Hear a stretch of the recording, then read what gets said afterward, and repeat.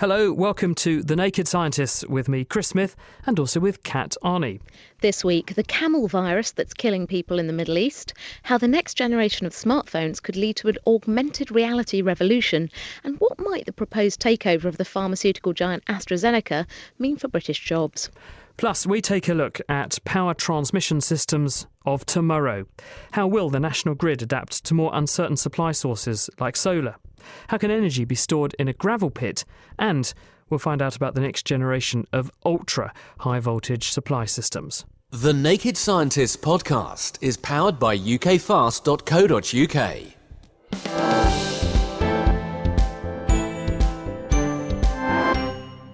First, the MERS-CoV coronavirus, which was in the news after health officials issued advice to passengers when a man from Saudi Arabia was admitted to hospital in Chicago after flying through Heathrow Airport. He was on a British Airways plane from Riyadh, and those sitting near him were advised to contact the NHS if they felt unwell. MERS-CoV stands for Middle East Respiratory Syndrome Coronavirus, and it seems to be spreading from Saudi Arabia, with nearly 500 people infected so far and more than 100 deaths. Now, new research suggests that you should steer clear of camels if you want to avoid catching it. I caught up with virus expert Professor Wendy Barclay from Imperial College to get the latest. MERS is a newly discovered virus, and it's a member of a class of viruses called the coronaviruses. And until just a few years ago, until the early 2000s, the only coronaviruses that we knew about that infected human beings caused mild colds. And then around about 2003, along came a brand new coronavirus called SARS, which many listeners will have heard of, which of course was a much more serious disease in humans and caused deaths. And now we have this other new virus called MERS, which is in the same family. So genetically speaking, it's similar to those, but coming from a different place, a different geographical part of the world, and obviously causing, again, much more serious respiratory infections, at least in some people. What do we know about where this virus has come from? Well, originally people thought that the virus came from bats. And that may well still be the case. Bats are a group of mammals which seem to harbour many, many viruses, which can occasionally be very harmful if they cross into people. SARS, we think, came from bats originally, and the Ebola virus and other things that are much more familiar to listeners also come from there.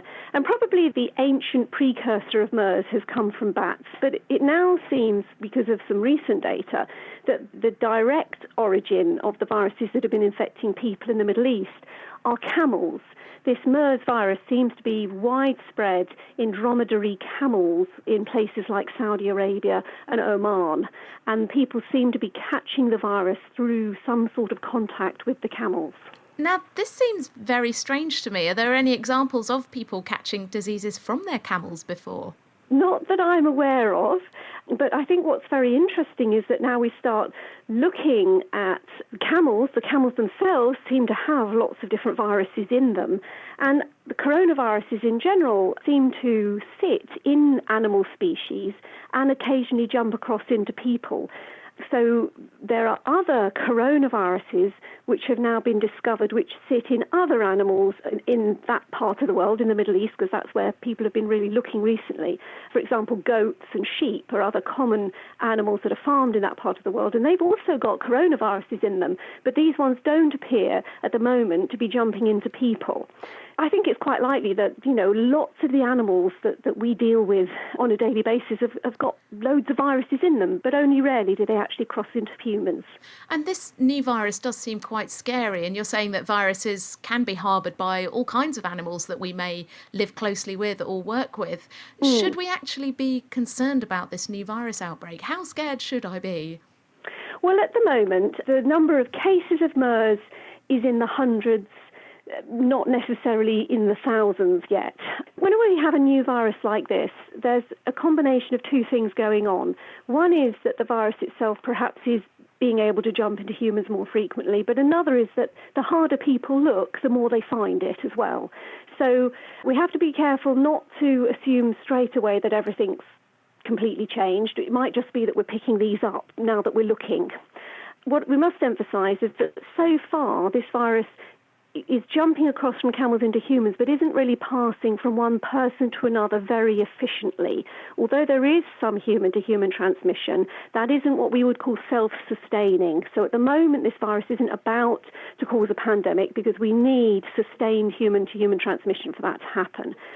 On the other hand, in some individuals, the MERS virus has been very serious. But many of those people who've suffered the worst cases are people who've already got something else wrong with them. They've got what we call comorbidities, health problems, perhaps an immune system that isn't working properly, or that they're rather elderly and frail and not able to cope with this virus. And in healthier people, the virus has only caused much milder disease. At the moment, we should watch very carefully what's going on, keep a check, because viruses can mutate and can change their characters. But I don't think this is about to break into a pandemic tomorrow. That's Wendy Barclay from Imperial College in London. And we've heard, actually, in the meantime, that the gentleman who was admitted to hospital in Chicago has now recovered and he's been sent home. He's judged to be no further threat. But I would, in the meantime, steer clear of any camels with a cough. Technology now, and a new gadget that Google are about to unleash on the world. It's called Tango. Cambridge computer scientist Ramsey Farragher is in California and he's been to Google's HQ to play with this next-generation smartphone that even comes built in with a laser. I caught up with him to find out what it can do. I got my hands on their Project Tango, which is their brand new prototype smartphone. It's everything you expect in a current smartphone, except it also contains a 3D laser scanner, 3 different cameras, and 2 dedicated image processing chips. So it can literally see and sense and map and image the world around it better than humans can. What does it look like, Ramsey? Well, it looks like a normal smartphone. It's a little bit heavier and a little bit thicker. I think it's got a slightly larger battery as well because of all of the power consumption. So on the back of the phone, where we would normally have just that one eye of a camera, there are 2, are there? There's 3 things you notice. There's the normal camera you see, then there's a source for a laser beam, because it sprays infrared laser in order to detect the distance to objects. And then there's a special fisheye infrared lens that picks all of that infrared laser light back up and measures which angle and direction it all came back from. So what's the point of this? How would I use it, or how is it going to change my life? Google have made 200 of these devices and given them to developers in order for people to start playing with them and start doing cool stuff. And a lot of the things that I saw a couple of days ago, it was all augmented reality games and augmented reality applications. So because Tango can see the environment and it knows the distances and positions of all the objects in the scene, it can overlay information on the camera screen to change what you see of the world. So, for example, I was chasing a cartoon bunny around the Google offices. So I could see this little rabbit and it could hide behind furniture. You know, it could jump up onto objects in the environment, even though it was just this virtual cartoon bunny. And I think a big part of this will be playing computer games with people outside in the real world and interacting with the environment. Could something like this be used to overlay anatomical information or a readout on the surface of the patient so the surgeon knows more precisely where that blood vessel is on the patient? The kind of technology they're using, this laser-based camera technique, it will be able to overlay information on the sort of real world to within a few millimeters of accuracy. So you can see lots of applications for educational purposes and sort of life-saving purposes. You can see a future where instead of people going on YouTube to look up how to fix their car engine and having to sort of memorize it all, you can stand there, hold your phone up, look at your car engine, and it'll all be shown to you on the screen what you need to do, what you need to lift, what you need to change, and so on. And there's no danger with you going around zapping people with lasers flying out the back of your phone? It's low-power infrared light that's being generated. It's actually a technology called structured light. It projects a certain pattern of spots onto the world. And if you are projecting onto a perfectly flat wall, it knows exactly what those spots should look like. But if there's objects in the way, the spots effectively move. And the camera looks for these displaced spots and works out that there's an object in the way. So it's eye safe. It's not going to blind people. Now, you're out in California not just to go and see what Google are up to, but to go to a navigation conference. So what's doing the rounds at the conference? I'm sure everyone is familiar with how much the USA uses drones, not only in military operations, but there's growing use of autonomous aerial vehicles for domestic purposes as well. I'm sure we all remember the news story about the Amazon delivery drone back in December. And the Federal Aviation Authority, the FAA over here, has been trying to crack down on this commercial use. Why is the FAA trying to stop people doing this? People have been building their own homemade aircraft for donkey's years, haven't they? What's wrong with that? It is all snowballing. They're now very cheap, they're very easy to fly, they have lots of onboard intelligence that makes them easy to fly. And one of the biggest advances over the last few years has been what's called first-person view flight. So you wear a pair of goggles and you fly the plane as if you're sat in the cockpit. Now this means you can fly it for half an hour in one direction at maybe 50 or 60 miles an hour, maintaining a link via the mobile phone network. So there are concerns over people making use of them for potentially dodgy means. And so the FAA is trying to crack down on people using these technologies. But a couple of months ago, this chap called Rafael Perker was fined £10,000 by the FAA for flying his drone in what they said was a dangerous manner. But he sued the FAA, claiming they had no authority to fine him or to take his drone off him. And he won. And basically, he argued in court, or his lawyer did, that they hadn't gone through the correct legal processes to turn these things into actual law. They were actually just recommendations. The judge agreed. And it means that, well, in the words of some of my colleagues over here in the States, it's the Wild West. People can go outside and fly their drones around and the FAA can't come after them yet. Ramsey Farragher speaking to us from Google's headquarters in California. I wouldn't mind one of those drones. How about you, Kat? Yeah, if it would bring my washing in, that'd be great. The Royal College of Physicians have issued a report looking at the standard of asthma care in the UK. There are over 5 million asthmatics in Britain, I'm one included, and last year there were more than 1,000 deaths from the condition, one of the highest rates in Europe. Medical staff, the report says, need to be better trained to recognise the symptoms of the disease. Here's your quickfire science on the condition with Hannah Critchlow and Kate Lamble. Asthma affects the small airways or bronchioles, which carry air in and out of the lungs, causing wheezing, difficulty breathing, and in some serious cases, death. When an asthma sufferer comes into contact with something that irritates their lungs, the muscles in the airways contract, causing the airways to narrow and making it hard to breathe. The lining of the airways also becomes inflamed, leading to a build-up of sticky mucus, making breathing even harder. Most people have triggers for their asthma, including cold air or things they're allergic to. In some cases, anxiety and even laughter can trigger an attack. Some people think that asthma has become more common as our lives have become more hygienic. Exposure to bacteria and viruses in childhood may help the immune system recognise what's dangerous. And without this, it can overreact to harmless triggers, causing asthma and allergies. However, this isn't the whole story. Pollutants in the environment and being exposed to cigarette smoke can also increase your chances of developing asthma. There's currently no cure, although it can be managed using a combination of drugs and lifestyle changes, like taking regular exercise and avoiding triggers. Drugs prescribed for asthma are delivered via inhalers, and there's two main types: relievers and preventative inhalers. Relievers contain bronchodilators which widen the airways and are taken when symptoms are felt. They're usually quick to work, but short-acting. Preventative inhalers, on the other hand, should be used daily. They usually contain steroids, which reduce inflammation in the airways. They don't work immediately, but build up over time to reduce symptoms. Asthma attacks normally occur after a gradual worsening of symptoms over a few days, so any changes should never be ignored. If you are with someone who is having an asthma attack, you should help them to take 2 puffs of their inhaler, followed by slow, deep breaths.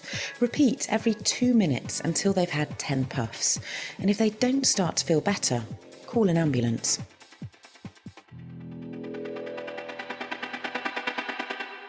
Sound advice from Hannah Critchlow and Kate Lamble. And you can get hold of all of our Quickfire Science episodes as they're in podcasts from our website at thenakedscientist.com/quickfirescience. Thank you, Kat. You're listening to The Naked Scientists with me, Chris Smith, and also with Kat Arney. The present takeover bid of the US company Pfizer values the UK pharmaceutical giant AstraZeneca at over £60 billion. So far, AstraZeneca's board have rejected Pfizer's offer, and politicians and commentators are expressing alarm at what a merger between the two companies might mean for British jobs and British tax revenues. But why are Pfizer so interested in acquiring AstraZeneca, And is it actually such a bad thing for Britain if they do? Well, George Freeman is a former venture capitalist. He's now Conservative MP for Mid Norfolk and also the Life Sciences Advisor to the government. For the last 50 or so years post-war, we've been able to rely on the pharmaceutical industry to bring us every year new drugs, new treatments, new devices, a constant stream of extraordinary medical innovations. And if one thinks back, cancer, even 20, 30 years ago, was a death sentence. 98% of women now survive breast cancer. So extraordinary advances, but we have a problem in the pharmaceutical sector worldwide. The cost and time of developing new medicines has got too long and too high. They can't afford to develop new medicines for us. We in the West can't afford anymore to buy these incredibly expensive new medicines. And increasingly, what we've realized is the more we know about disease and the more we know about genetics, actually what was yesterday the blockbuster drug that we wanted, today isn't. What we need now are targeted and personalized medicines. And the more scientists are unlocking the science to understand disease, it's actually breaking down the market. So the whole model is changing, and the big pharmaceutical industries, companies are really having to reinvent themselves. And today it's all about working in hospitals with patients, with charities, looking at patients who've actually got disease and designing drugs for the patients who really need them. For too long, we've been buying drugs that the industry promises will work in everybody. And actually, in order for them to be safe in everybody, they're not working effectively in every patient. We're wasting a lot of money giving the wrong drugs to the wrong people. So how will this proposed merger between Pfizer and AstraZeneca deliver a solution to that problem? This merger is absolutely driven by this dynamic. Here in the UK, we set out 3 years ago, the Prime Minister set out a groundbreaking 10-year life science strategy to make Britain the best place in the world to develop modern medicines. And AstraZeneca, last year, in a stunning announcement, completely reinvented the way they work as a company. They closed down their old factories and moved to Cambridge, England, and to embed themselves in the extraordinary cluster of hospital, university, and little companies. Pfizer, in many ways, have been the poster child for what the industry has been doing for the last few decades, buying up other companies in the quest to continue to deliver profits.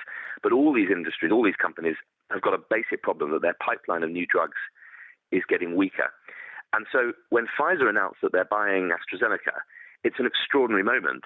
And the question in the industry is this Pfizer buying the AstraZeneca model of 21st century drug design, or is this the last gasp, if you like, of the old model of a pharmaceutical company buying the other one out to disguise their underlying weakness in their pipeline? But cynics could say, George, that why doesn't Pfizer just reinvent itself the way that AstraZeneca have then, if it's so successful? That's a really interesting question, and many people in the industry and many people within Pfizer are very excited by the fact that Pfizer are buying into this UK model of hospital-based 21st century medicines design through acquiring AstraZeneca. And so there's a really interesting question here, I think, for the UK. I think we ought to be neutral about who owns these companies. The question is the research being done in the UK? Are British patients going to benefit? Are British patients going to start getting access to new medicines again? There's a parallel here with the automotive industry. Through the crisis in the 70s, the British car industry has reinvented itself through Formula One, high-end components and supply chain. We've now become a net exporter of cars again. Now, the companies making those cars are largely foreign-owned, but the employment, the R&D, the technology, the assembly, the factories, the jobs are here in Britain. And there's a similar thing going on in the pharmaceutical industry. I think we should be focusing on the level of commitment that companies like Pfizer and AZ are making to R&D and not worry so much about the ownership. The truth is these are global companies with global investor shareholder bases, global management. They're international businesses. The key is, are they investing here in Britain in research for the benefit of British patients? What we should be doing, I think, is saying to Pfizer and indeed to AstraZeneca, we will sign with you a 10-year research agreement. We, the UK government, all the agencies involved here, will sign a 10-year research agreement. They're very standard in the industry, in which we make a series of reciprocal commitments to you and you to us. We'll commit to all the things we set out in our strategy, to adopt innovative medicines more quickly, fast tracking of clinical trials, quicker recruitment of patients, less bureaucracy, more access to working with doctors and patients in the NHS through the National Institute for Health Research. That is the key to unlocking what we all want to see, which is investment in the UK. Member of Parliament George Freeman, who's also the UK government's Life Sciences advisor. Now, if you're listening to The Naked Scientists on a radio over medium wave, the transmissions you're tuning into might be interfering with the migration patterns of nearby birds, according to new research from Germany. A team there was studying the direction that robins set off on their migratory journeys by putting the birds in small funnels called orientation cages in darkened huts. But something was wrong, as the birds just didn't seem to know where to go, until the researchers tried screening out electromagnetic radiation, or radio waves to you and me, from the huts by surrounding them with a shielding device called a Faraday cage. Here's lead researcher Henrik Moritzen. For 2 to 3 years, we couldn't get the birds to orient in these orientation cages that we use to test their behavioral preferences. And that's very strange, because that experiment has worked all over the world for about 40 years.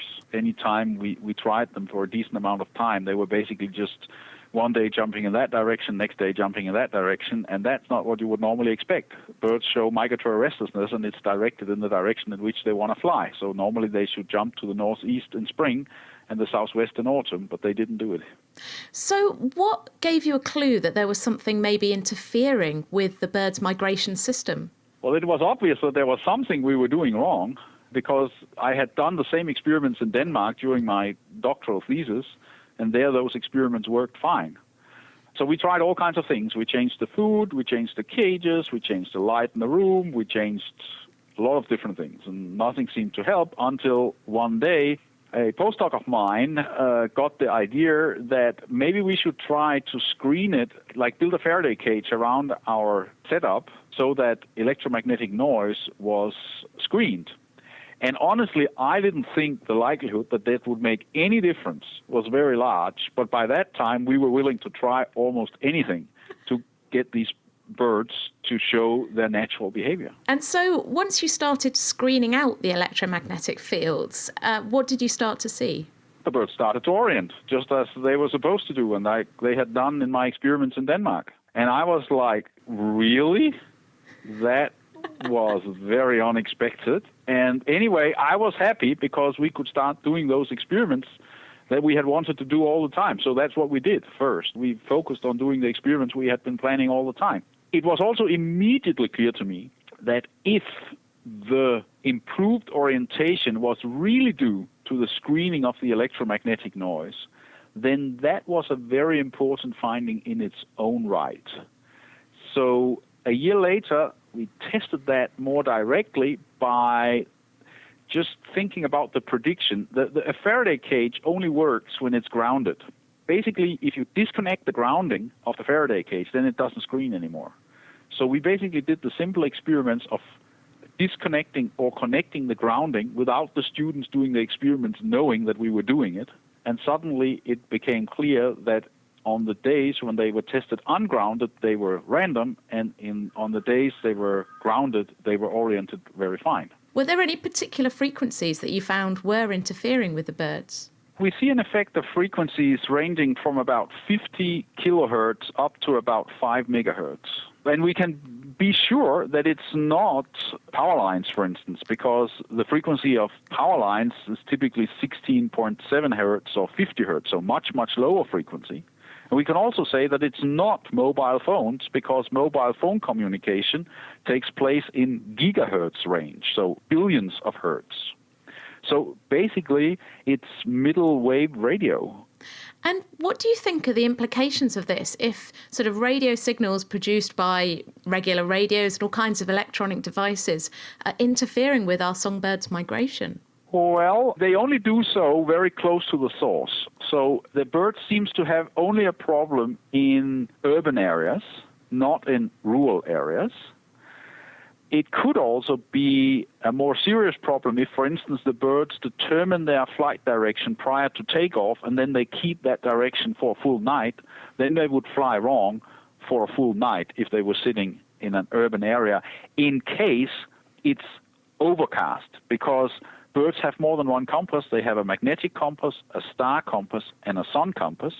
And as long as they get good information from one of them, they are generally okay finding their right migratory direction. So I don't know how big this effect would be on wild birds, but I'm pretty sure the birds would find it better if they could use all their navigation systems at all locations at all times. That's Henrik Moritzen from the University of Oldenburg. And if you'd like to follow up on the stories we've been discussing, there are references and transcripts for those news items on our website. That's nakedscientist.com/news. You'll be pleased to hear, Kat, that I also tweeted that story about migratory birds. No, I really did. And if you'd like to get in touch with us here at The Naked Scientist, you can tweet at Naked Scientist whether or not you're a migrating bird. You can also email chris@thenakedscientist.com. Now, for the last 80 years or so, homes in the UK and other industrialised countries have been powered using a national grid system. And this means that power stations all around the country can share the load if one of them should break down. The other ones then take up the slack. And because our patterns of energy use are quite easy to predict, the telly gets boring, people put the kettle on, for example, it's been a relatively easy task to turn power stations on and off in anticipation of when we're going to need them. But as we introduce new ways to make electricity, including sources like solar and wind, the grid has a problem because these alternatives don't produce power at a constant rate like a coal-fired power station. When the wind drops or the sun goes in, as often happens in Britain, the power supply dwindles. So this week we're exploring how new technology and even maths can solve the problem. One way to deal with this is to invent a new smart national grid system which controls how we use power according to how much is actually available. Gunther Konzelman is working on this very problem, and he's at Argonne National Laboratory in Chicago. We've done this experiment for 80 years. We can fairly well forecast what that demand will be next hour, 5 hours from now, or tomorrow. However, there's new technologies that come into play that change that now. If you now put a solar panel on your rooftop, what happens on a day when we have intermittent clouds moving through the area? In essence, your net consumption changes from almost minute to minute to second. And so those fluctuations are very different than what we've observed for the last 70, 80 years. So we have to be able to handle that and manage that. Is it the dream that the grid will become switchable? It will direct energy into different places at different times in order to make it reactive? Very much so. But we're trying essentially to convert the grid from a flip phone to a smartphone. And so with that smarter grid, we can react to unanticipated changes, and we can accommodate those changes much more rapidly. So the obvious question is, so what's stopping you? We have some of the technologies are available. It's just a matter of implementing those technologies and advancing some of the technologies. 4% of our electricity comes from wind power. If we want to go to 20, 30, 40% wind power that fluctuates all the time, then we need to do better than what we do now. At the moment, a lot of this smart metering technology is in people's own homes. Yeah. It's telling them where they're using the power and encouraging them, led by price, to change their behaviour. Yeah. But to do what you're saying would involve the power station or the grid itself sending a signal to my house to say, right, the grid's under heavy load at the moment. Have you got some systems running that actually you probably could turn off for 10 minutes or so to give the grid a bit of a rest? That's a bit different though, isn't it? That technology exists. I have one of those meters. I've had it for the last 5 years, and I get messages every day when the grid gets strained, meaning that translates to a high price. My phone tells me now will be a good time to turn something off. Now, that still depends on me then making a decision and actually actively doing something. So we want to move away from that. So, for example, if your refrigerator gets turned off for 2 minutes, you won't notice a difference whatsoever. Your food will still be cold. So what we want to do is we want to get to a situation where it's fully automated and your appliances do this all in the background without you even have to worry about it. Is not a problem with that, though, that if the grid goes under load, lots of things turn themselves off all at once and all together in synchrony, yes. And then you get a huge surge, and then everything goes, oh, there's a big surfeit of power. Now everything turns itself back on again, and the whole grid goes through these horrible cycles of boom and bust, which ultimately puts enormous load on the technology. Good point. The Germans have realized this with their solar PV panels, where all the solar PV small-scale installations on all people's rooftops had a control signal built in that said, if the grid is strained to a certain point, at that point, turn off. And the problem is you had 1 million of those, and if that were to happen, 1 million of them turning off at the same time, the grid would collapse. It couldn't handle that. And because this would happen within a fraction of a second. So one research area clearly is to develop control theories and control algorithms and the underlying technology to move to something where we have not just one controller, but we have millions of them. And they talk to each other. They're sensitive to what the others are doing. Then we can avoid these problems. Have we got a grid to practice on? You don't want to do these experiments on a large scale. So we build these, we test them in the laboratory, and then we try to validate them on the computer too. And then eventually we'll move them out to small-scale real grids, right? And so right now we don't do this, but you could envision that we work with the Argonne on-site grid. You usually don't experiment with a real system that has millions of customers on it until you're really, really, really sure the thing works the way it's designed to. And how far away do you think we are from that dream? We sort of have a 5 to 10 year outlook so that we develop the tools, the control tools, the modeling tools in the first 5, and then in the second 5-year period that we actually would deploy them and roll them out and test them. Do you envisage any problems with retrofitting this into people's homes? Is there not going to be a huge cost of implementation? One of the criteria that we always include when we make a plan is clean, reliable, resilient, but also affordable, right? Because that is a key thing. It's a key thing to you as a consumer, you and your household, as well as the industry. Günter Konzelmann, he's from Argonne National Laboratories. You're listening to The Naked Scientists with Chris Smith and me, Kat Arney. If you have any comments or feedback for us here at The Naked Scientists, you can email chris@thenakedscientist.com or you can tweet @nakedscientists. The increased use of renewable technologies means that energy availability will fluctuate more. To counter this, a number of so-called energy sponge technologies are being developed that can soak up excess energy from the grid and then wring it back out when less is available. James McNaughton is the CEO of Isentropic. They're a company that are looking to develop ways to store this surplus electricity as a temperature difference. Thanks for joining us, James. Hello. Hello, Kat, and good evening. So can you start by explaining to me, basically, how does your technique work? The technology works by what we call a thermomechanical process, where we take electricity and we use it to drive a machine, a heat engine, which creates a supply of hot and cold. And we store the hot and the cold, and then when you want your electricity back, you take your hot and cold and you run it back through the heat engine, and this generates electricity which you feed back into the grid. What can you store this heat in? I mean, in a jar? Where do you store it? So we spent several years developing what we call thermal stores, and they're very large devices and they're really quite sophisticated. But the critical point is that we use a very simple natural material, which is crushed rock, as the actual media within these thermal stores to store the heat and to store the cold. So it's basically you've got hot gravel and you've got cold gravel. That's exactly right. It sounds so simple. So when you're taking the temperature difference between your hot gravel and your cold gravel and turning it back into energy, is this actually an efficient process? Because I know with things like the hydroelectric storage, where they let water run down and then pump it back up, so you can let it run down and generate energy when you need it, they're not terribly efficient. In terms of efficiency, it's often sort of slightly misunderstood. With pumped hydro, they have roughly 75% round-trip efficiency. So for every 4 units of energy you put into them, you get about 3 out. And that's an inevitability when you have real physical processes going on. And we're no different. But the critical point about energy storage is that it allows you to move electricity from a time of day when you don't need it to a time of day when you need it. Effectively, it reduces the waste on the system. Because that's obviously the problem, as we've discussed. You can't just suddenly turn everything on, turn it off. But how quickly can you flip this process round from storing electricity to releasing it back out, when everyone needs to put the kettle on during Corrie? Well, our system is very fast. We can go from full charging to full discharging in less than a second. And we've spent a lot of time making sure that it would be able to respond on a very quick basis, because that's really what we see the market needing. If you have cloud cover going over and you imagine a big solar farm, you suddenly see a very rapid drop in power generation.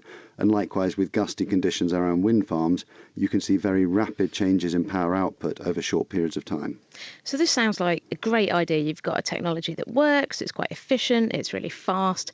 The big question is, how close is it? How close are you to making this reality that could be plugged into our grid? So at the moment we're building our first commercial scale system in our factory, where we're based in Fareham in Hampshire, and we also have a contract to build a larger system to go onto a UK substation that should be operational in 2017. In terms of the time to roll out, it'll be several years beyond that before you're able to sell at large scale. So really, from where we are now to being in a sort of the ability to deploy commercially, you're talking about 5 or 6 years. And what sort of thing are we talking about in terms of size? I mean, I'm imagining, Chris has said to me, a gravel pit. What kind of size would these units be sitting next to a substation? Well, if you took a 20 by 40 metre industrial building, that would basically be able to store enough electricity to supply a small town, so 2,000 homes. To give you a sort of feel for the scale of it. We can obviously make them smaller, but that is the sort of, I think, the maximum size we'd expect them to be built in any one installation. And just very briefly, I mean, this is obviously a very exciting technology. Are you hopeful now that people are really starting to change the way we think about storing energy? Are you positive that this could be the way to do it in the future? Oh, we've seen massive changes in the market, even in the last year. People have seen how far the price of solar panels have fallen over the last 4 years, and you now have the situation where in large parts of the world people can install solar PV without any subsidy at all and actually save themselves money. And we see this phenomenon growing, and to manage this large amount of solar, what you're seeing is people are looking for solutions like energy storage, because if you don't have energy storage, you end up needing to have a far greater number of power stations just sitting idle waiting for when the wind drops or the sun goes in. And energy storage effectively allows you to reduce that number of power stations and to waste less electricity. Sounds all brilliant. Thank you very much. That's James McNaughton from Isentropic. This is The Naked Scientists with me, Chris Smith, and also with Kat Arney. You can tweet at Naked Scientists, or you can email chris@thenakedscientist.com. This week we're talking about powering the future with smart grids and also ways to store surplus electrical energy. But moving energy along transmission lines comes at a very big cost because power gets lost along the way. But those losses can be made lower if the electricity is transmitted at higher voltages, which is why the current UK national grid operates at up to 400,000 volts.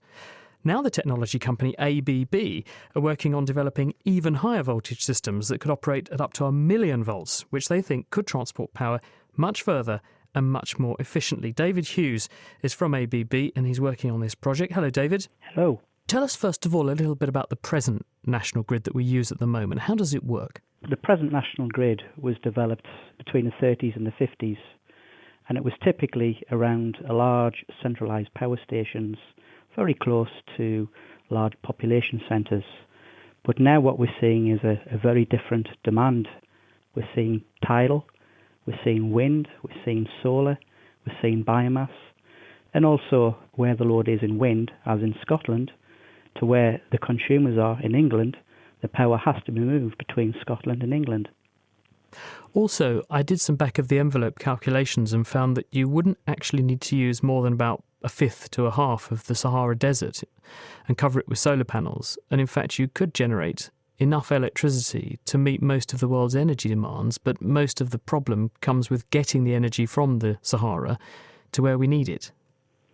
You are absolutely correct, and this has been a big dilemma across the majority of Europe. If you take Europe as an example, you have wind in the north of Europe and you have solar in the south of Europe. So moving solar when the wind doesn't blow up to the northern Europe, and moving the wind when the wind does blow and the sun doesn't shine down to countries like Spain, that is a different dilemma and a different equation. And obviously the solutions we have as ABB are putting in place for an integrated European network. We'll come back to David Hughes in just a second, because first we need to go to Dave Ansell's garage, because we did a neat little experiment this week to explain why actually jacking the voltage up to very high levels can save you quite a lot of energy when it comes to transporting your electricity. Power stations aren't inside your house, so we've got to somehow get that electricity to somewhere where we can use it. The obvious way to do this would be to just transmit it at normal 240 volts like you would do around your house. And I've got a little model showing roughly what would happen. What I've got is a power supply which is producing 6 volts AC. This voltage is pushing electricity through some quite long wires to a light bulb, which is modelling your washing machine or your lights in your house. So this long wire, that's like the national grid? Yeah, in reality it would be thousands of miles long, but in our case it's only about a metre. But it's got lots of resistance, so it behaves very similarly. And the light bulb is barely glowing. This is because as you push current through a wire, you lose lots of energy, and the more the current is, the more energy you lose. And so very, very little of that energy is ending up in the light bulb, so it's very, very dim. Because we've turned most of the energy into heat, effectively, in the national grid, the transmission wires, before it got anywhere near the light bulb. Indeed. So the power stations, if they transmitted electricity at mains voltage, this would be happening. The lights in the houses would be dim, and the transmission lines would actually lose most of the energy on the way to the houses. That's right. So to get round this, the power companies use a fundamental piece of physics, and this is the amount of power, so the amount of energy you're using per second, is the current times the voltage. So how much electricity is flowing times how hard you're pushing it.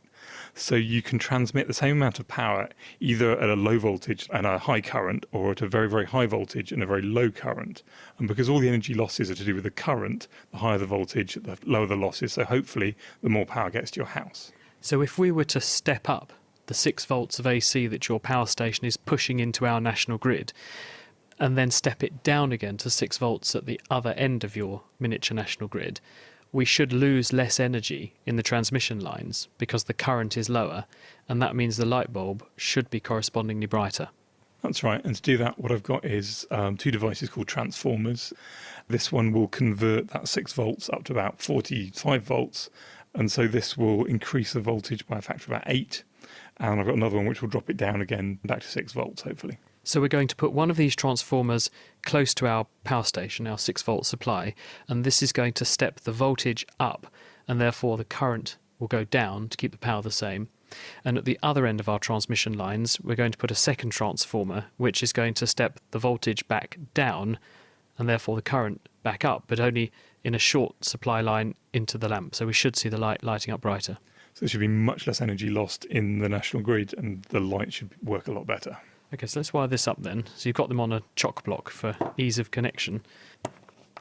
And this should give us between 40 and 50 volts out of the 6 volt supply. That's the idea. So now we're on to the second transformer. So this is the step down again at the other end of our transmission line. So this is going to return the voltage to the 6 volts, hopefully, that we began with, and at a proportionally higher current. And, whoa, now that's quite a stunning difference. I'd say that's a good 5 times brighter. That sounds about right. There's far, far less energy getting lost because we're forcing much less current through the wires. And so everything's much more efficient, and our light bulbs work much better. If I were to measure the temperature in the wires, would I therefore see that it was getting less hot with this setup because it's losing less energy as heat? Yeah, and this means that the national grid loses probably less than 5% of its energy to transmission like this. Thank you very much to Dave Ansell. We'll put the pictures of our little experiment on our website, nakedscientist.com, as well, so you can take a look at the difference that transmitting at high voltage achieved.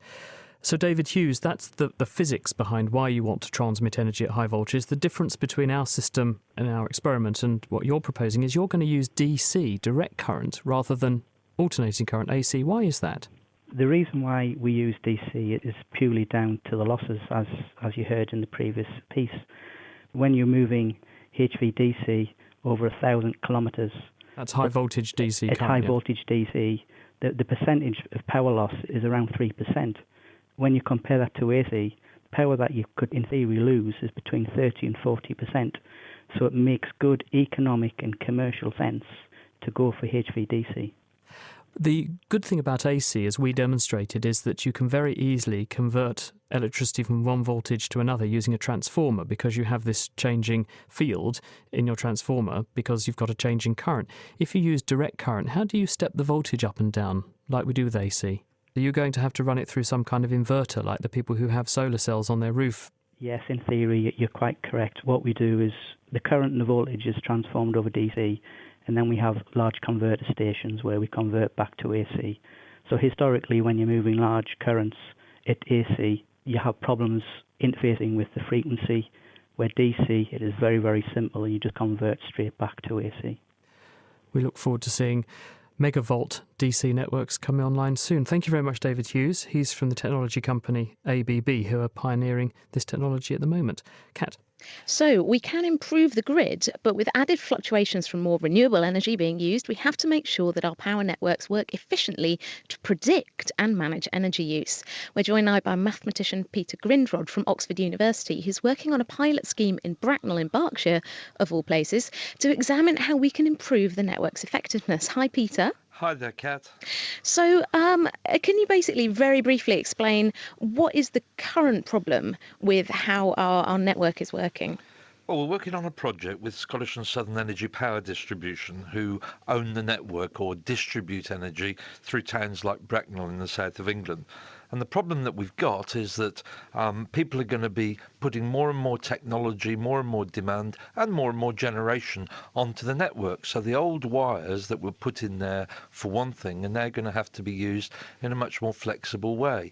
We're particularly thinking about low voltage networks, so that's the last mile, if you like, from the substation to your house. And on such networks, there aren't lots and lots of customers. There might be 100 houses on a network. So when we look at their profile, it's not smooth at all. Every time somebody produces a demand, like turning their dishwasher on or their kettle, actually that produces spikes. Now, this is an opportunity, really, because over the next few years, we're all going to get smart meters put into our homes. So for the first time, we'll have some idea of the different patterns of use by different households. And when we look at such patterns in typical residential areas, we find that some people are very volatile and some people are very predictable and do the same thing every day.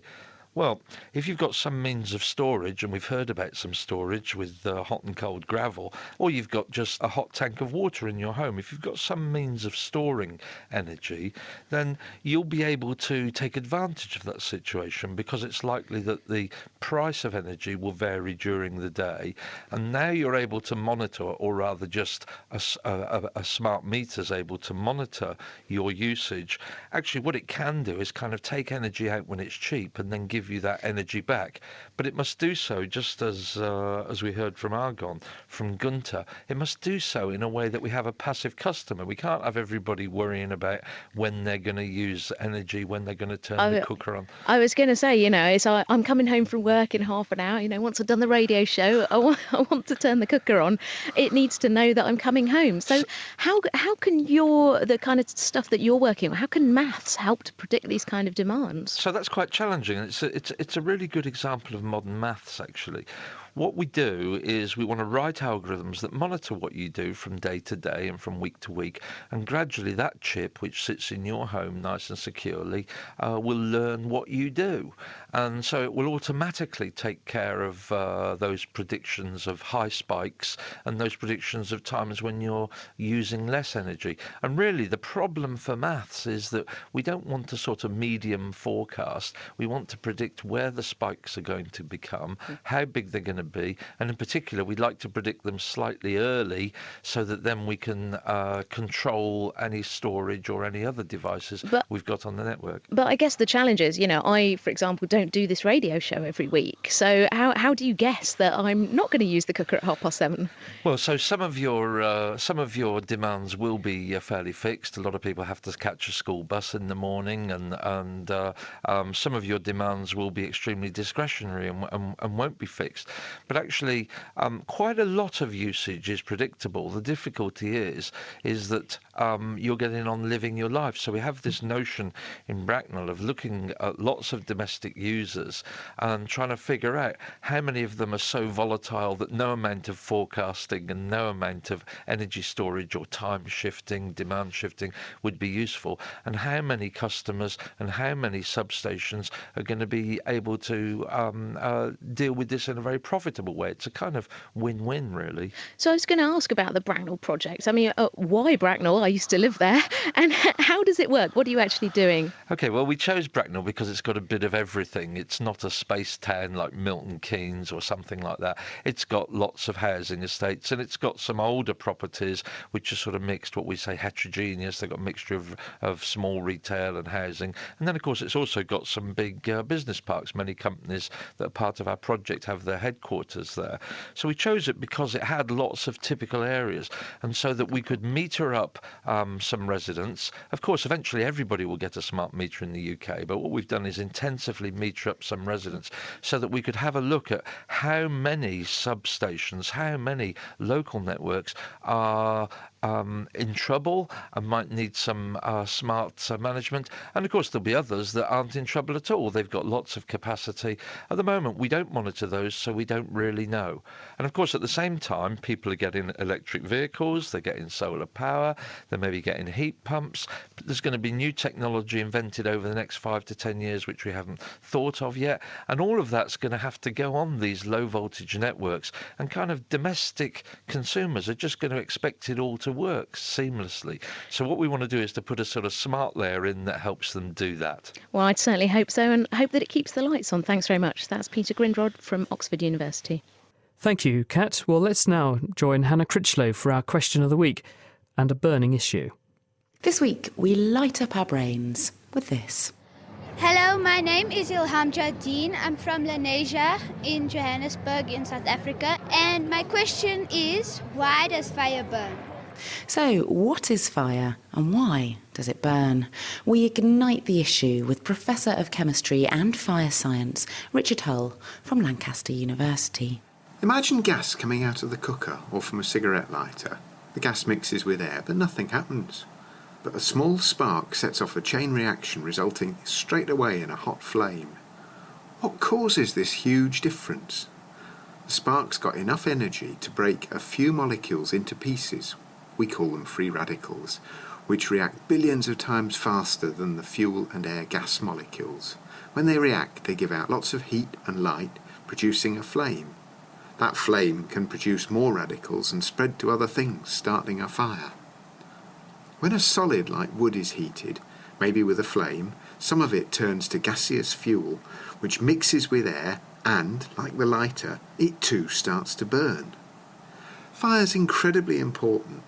Being able to control it opened the door to cooking, the Bronze Age, the Iron Age, almost all forms of power generation, and most atmospheric pollution. Yet, still it can grow out of control and have absolutely devastating consequences. Thanks, Richard. And as long as there's oxygen, fuel and heat, a fire, once ignited, can burn indefinitely. And the world record for the longest burning fire is a bed of coal 30 metres underground beneath Mount Winnigan in New South Wales, Australia. And it's still smouldering, thought to be ignited by a lightning strike hitting the top of the coal over 5,000 years ago. Well, with that burning question extinguished, we get a head in gear to answer this. Hi, my name is Suzanne and I live in Runcorn, Cheshire. I wanted to ask a question about common over-the-counter painkillers such as ibuprofen, paracetamol and aspirin. We've all taken them for pain relief, but I wanted to know, does each drug achieve this pain relief in a different way within the body? And are certain painkillers more effective to combat different types of pain? Many thanks. So what's the difference between paracetamol, aspirin and ibuprofen? Think you know the answer? Then get in touch. And if you can help Hannah, here's how. You can email chris@thenakedscientist.com or you can tweet @nakedscientists. That's it for this week. Thank you to our guests, James McNaughton, David Hughes and Peter Grindrod. Thank you also to Kat Arney for joining me. Production was by Kate Lamble. Next week, we'll be looking underground at extreme bacteria and industrial cleanups. I've been down a gold mine and I'll be telling you how bugs discovered lurking 3 kilometres underground can help us to clear up the mess we're making on the surface and extract rare earth materials. The Naked Scientist comes to you from Cambridge University. It's supported by the Wellcome Trust, the EPSRC and the STFC. My name's Chris Smith. This is RN and thank you very much for listening. Goodbye.